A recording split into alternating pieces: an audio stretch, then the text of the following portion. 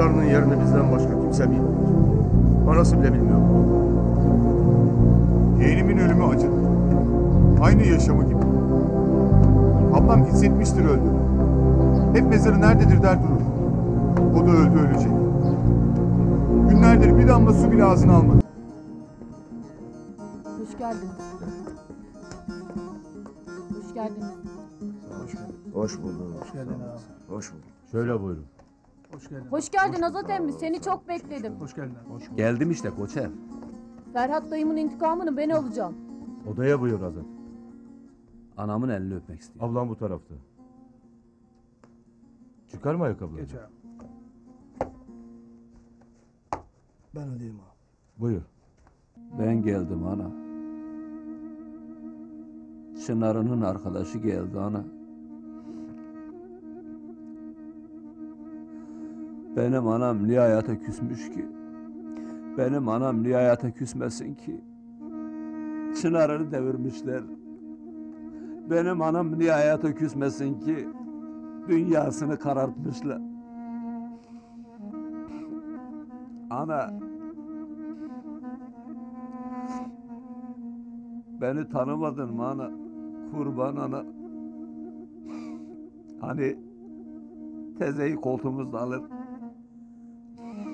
karda paldır küldür giderdik ana. Okula geldiğimizde ellerimiz üşürdü. Hani karda üfelerdin. O kar öyle sıcaktı ki ana. Hani yumurtayla bize kaygana yapardın. Hatırladın mı? O azap benim işte. Senin çınarını en son beyaz atın üzerinde görmüştüm. Zozan'ın, Alişir'in, Arafat'ın intikamını ben alacağım demişti. Son gördüğüm buydu. Dedim gelme kardeş. Birimiz öleceksek birimiz yaşamalıyız. Vallahi bilememişim. Bilemedim ki senin çınarın benden önce ölecek. Kahpe kurşunlara hedef olacak. Ben yaşayamazdım.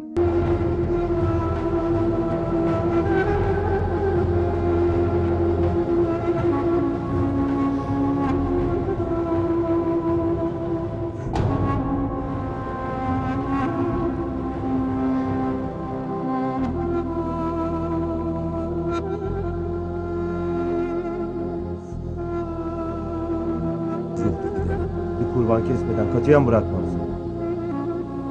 Sen çok kurbanlar verdin. Gitmemiz lazım.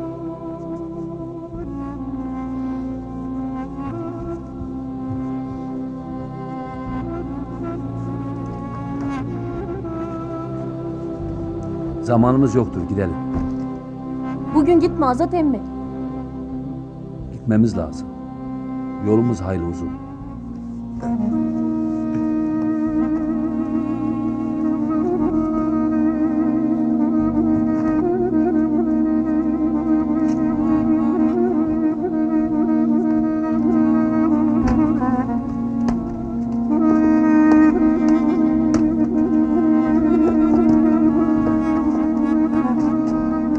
İstersen dönene kadar atı ben buraya getiririm.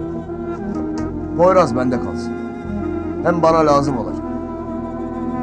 Tamam, baranda kalsın. Tamam, ben de gelip atımı buraya getiririm.